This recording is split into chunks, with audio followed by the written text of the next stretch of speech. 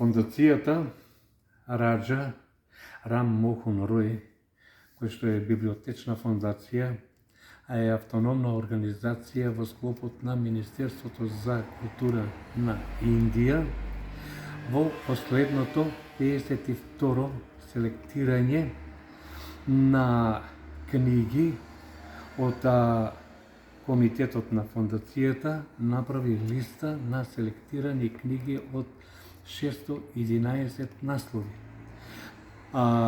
Насловите се од различна тематика, не се само од книжевноста, и тоа дава посебна тежина на самата листа, така да во оваа листа е објавено и моето дело Звездена прашина, кое што е објавено во Индија 2021 година во издание на Глобалното поетско братство, и книгата е објавена на македонски и англиски јазик. Што е тоа што е интересно? На таа листа, например, го гледаме и Тагоре, делата на Тагоре. Да. Што е карактеристично? Како се стигнува до оваа селекција? Како селектирале и кои им се критериумите во Министерството за култура на Индија, не знам, само знам дека направија голема чест со овој избор на мојава книга, не само на македонската научна фантастика, туку воопшто на македонската литература како таква во светски рамки. Бидејќи едно македонско дело да се најди во една нација која што брои 1,5 милиарда, каде што они имаат издавачка дејност, годишно може печатат милиони книги таму, и да се најди вакво дело, навистина е голема чест. Поголема чест е тоа што на списокот, како што рековте и вие, се наоѓаат и 2 книги од Рабиндран Тагоре, што значи дека самата книга и самата поезија која што е понудена, да речем, од моја страна, навистина има некакви, да ги кажем, светски рамки и квалитети. И само уште да го кажеме делото Звездена прашина. Да. Што е Звездена прашина? Каква книга е?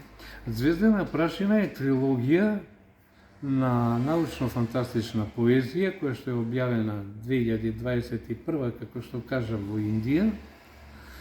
Објавена е на македонски и англиски јазик.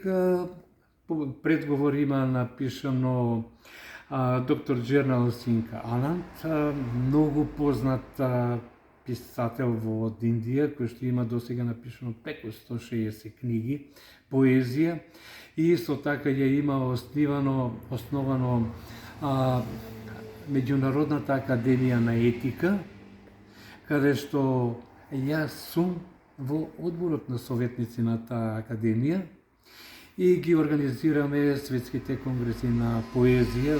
Оваа година веќе се одржа и 4-тиот конгрес на поезија.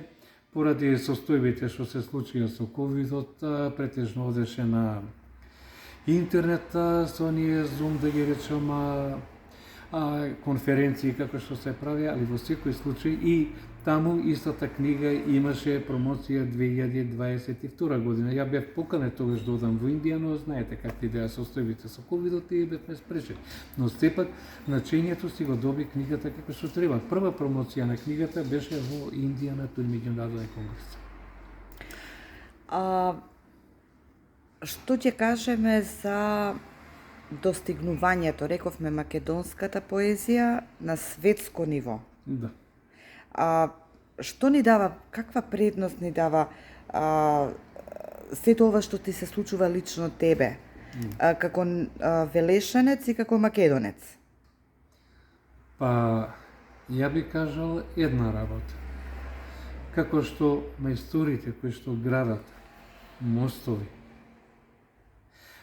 тие мостот не го градат за себе, го градат за тие после нив. Така и ова се патишта кои што сакам да ги следат не само од Велес, туку од Македонија.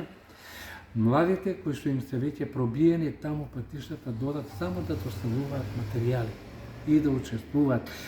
Многу пати, многу често слушам на медиуми, ние како мала земја, Ние нити сме мала земја, нити сме толку незабележителна.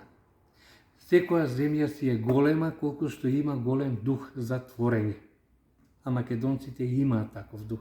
Само треба да се одржува. И затоа кажувам јас, патиштата се отворени не само во Индија, мислам со оваа меѓународна моја соработка на сите 5-6 континенти веќе ме познават како таков и може слободно и да ми се обратат, ќе добија соодветната помош, ќе ги пласирам таму сите кои што ќе изразат желба нормално да работат, само им е единствен напор да си преведат неколку песни, да кажам, на англиски јазик и да ги пуштам. Едноставно треба да летаат, а не тука да чекаат некој да им ги реши. Институциите се дадени во Македонија, ама не треба да се чека пред институција некој да ти го реши проблемот. Сам решавај го проблемот, најфино ќе го решиш така.